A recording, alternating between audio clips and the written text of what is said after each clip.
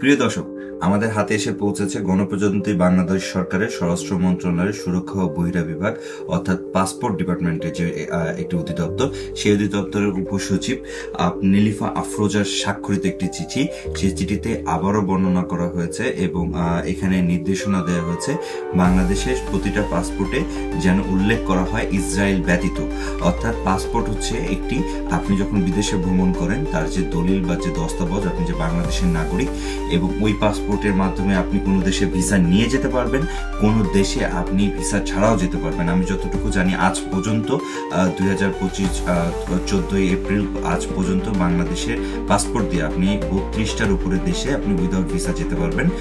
আর visa নিয়ে আপনি Israel ব্যতীত পাসপোর্টে এই অংশটি অতীত সরকার শেখ হাসিনার সময় এটি উঠিয়ে দেওয়া হয়েছিল। পাসপোর্টের অংশটি লেখা ছিল যে ইসরায়েল ব্যতীত, সেটিকে আবারও এই চিঠির মাধ্যমে নির্দেশনা দিয়ে বলা হয়েছে যে বাংলাদেশের পাসপোর্টে ইসরায়েল ব্যতীত আপনি পৃথিবীর যে কোনো দেশে ভ্রমণ করতে পারবেন।